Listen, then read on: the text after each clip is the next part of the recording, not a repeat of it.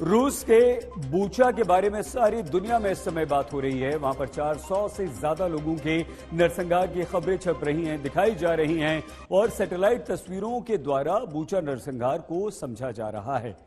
लेकिन बूचा शहर के अंदर की तस्वीरें अभी तक दुनिया नहीं देख पाई है।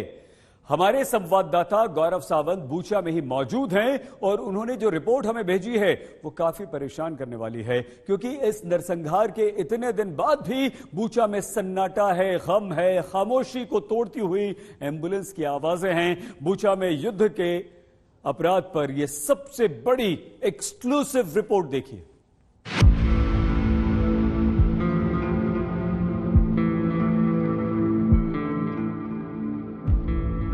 जिस बूचा में 400 लोगों की लाश देखकर दुनिया दंग रह गई, उस बूचा में आज तक की टीम के कैमरे में ये तस्वीर कैद हुई।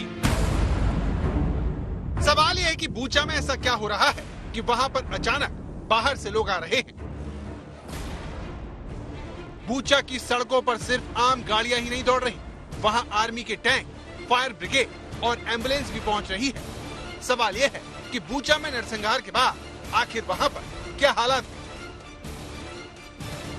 वो हमको बोल रहे हैं कि हम आगे नहीं जा सकते, आगे नहीं जाना इस समय, क्योंकि वहां पर कुछ लोगों को डिटेन करके रखा है, उनको बांध कर रखा है, उनकी जांच पड़ताल चल रही है। बूचा में रूस की सेना को गए हफ्ता भर बीत चुका है। ऐसे में फिर वहां पर किन लोगों की धरपकड़ की जा रही है। बूचा यूक्रेन का वो शहर है जिसके नरसंहार सारी दुनिया को रुआंसा कर दिया है। पोप फ्रांसिस बूचा से लाए गए एक खस्ताहाल यूक्रेनी ध्वज को चूम रहे हैं और अपना आक्रोश जता रहे हैं। यूक्रेन के बूचा में हालात अब भी बहुत गंभीर हैं। रूस के दिए जख्म चारों तरफ फैले हैं जिन्हें समेटा जा रहा है।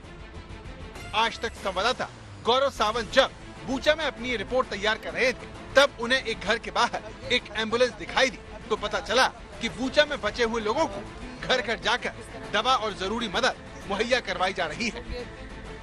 जो मेडिकल टीम्स हैं और जो इमरजेंसी सर्विसेज हैं, वो घर घर जाकर लोगों को दवाइयां या कोई और मदद अगर उन्हें चाहिए वो मुहैया कराने की कोशिश कर रही है। हम इस समय बूचा के केंद्र में हैं और बूचा के केंद्र में अभी राष्ट्रपति ज़ेलेंस्की जो यूक्रेन के हैं, उन्होंने अंतर्राष्ट्रीय टीमें बुलाई हैं फोरेंसिक जांच के लिए, इन्वेस्टिगेशंस के लिए उन्होंने इन्वेस्टिगेटर्स बुलाए हैं ताकि एक निष्पक्ष पारदर्शी जांच हो सके और रूस के कथित युद्ध अपराध के लिए यहां पर जांच की जा सके। ये सारी कोशिश 400 यूक्रेनियों की कब्रगाह बन चुके बूचा शहर के गुनहगार को सजा दिलाने की है। दुनिया भर के अखबार इस रूसी कमांडर को बूचा का कसाई बता रहे हैं जिसने पार्क में लाशों का अंबार लगा दिया है। इसी कमांडर ने कार में पूरे एक परिवार को खत्म कर दिया, साइकिल पर जाते एक यूक्रेनी बुजुर्ग को मार दिया, दुनिया के सबसे बड़े विमान में से एक को तबाह कर दिया। बूचा को छलनी करने के पीछे आजाद बेग ओमुर बेकोव नाम का ये रूसी है जिसे सजा दिलाने के मिशन पर ज़ेलेंस्की लग चुके हैं।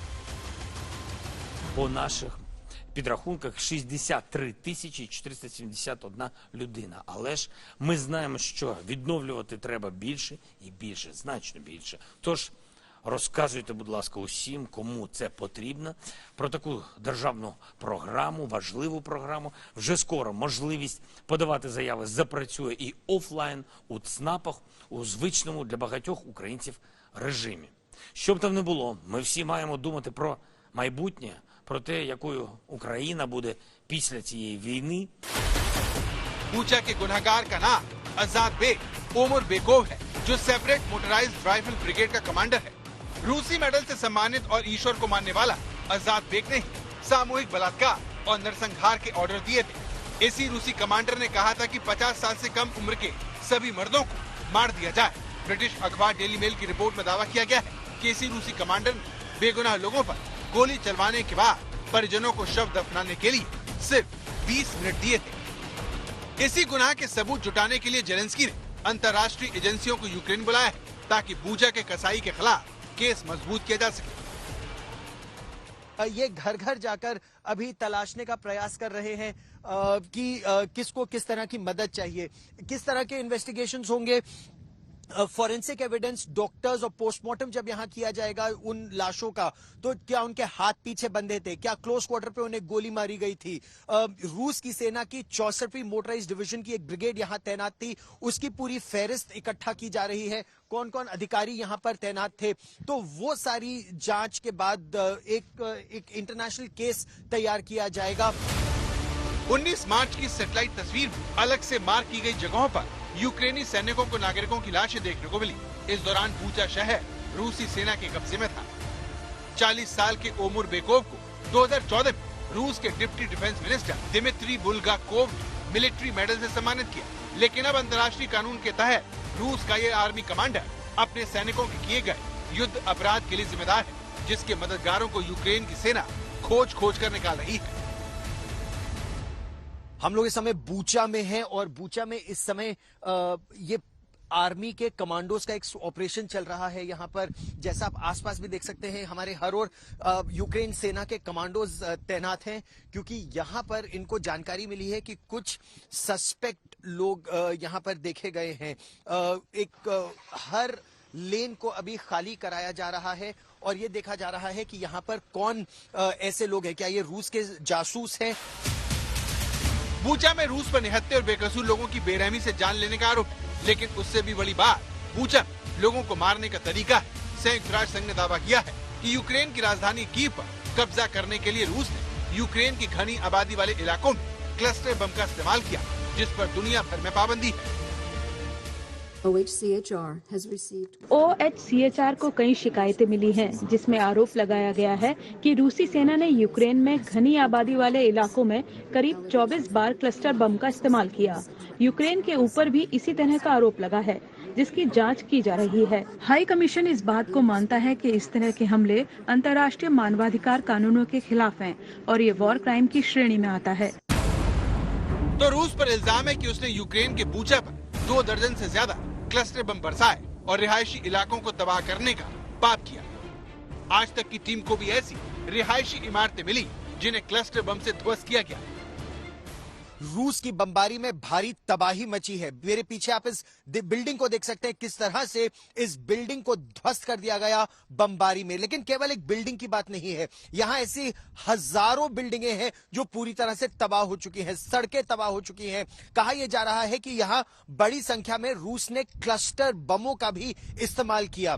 क्लस्टर बम यानी एक बम जिससे कई सब म्यूनिशन निकलते हैं, छोटे बम निकलते हैं, जिसकी वजह से भारी तबाही उस इलाके में मच जाती है। और क्लस्टर बम का यह मुद्दा संयुक्त राष्ट्र में, यूनाइटेड नेशंस में भी गूंजा। जिनेवा कन्वेंशन की तरफ से क्लस्टर बमों के इस्तेमाल पर प्रतिबंध लग चुका है। क्लस्टर बम की बनावट कनस्तर की तरह होती है, जिसमें सैकड़ों बम भरे हुए होते हैं। इसे विमान से बड़ी आबादी के बीच फेंका जाता है। इसके विस्फोट से एक साथ हजारों की संख्या में लोग मौत की गोद में सो जाते हैं। बूचा से रूस की सेना को गए 7 दिन से ज्यादा बीत चुके हैं, फिर भी वहां पर बमों को निष्क्रिय करने का सिलसिला जारी है।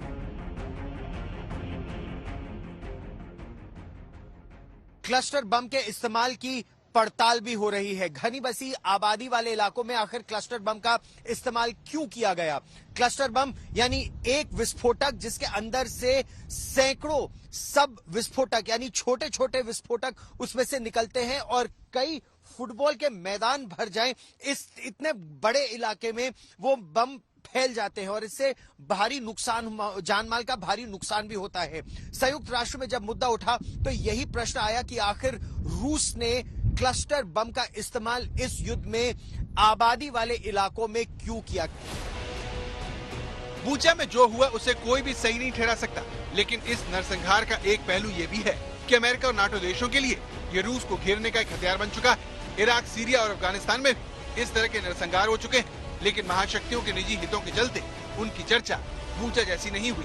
बूचा को लेकर यही सबसे बड़ी चिंता है कि कहीं इसका हाल भी पिछली नरसंहार वाली घटनाओं की तरह न हो जाए।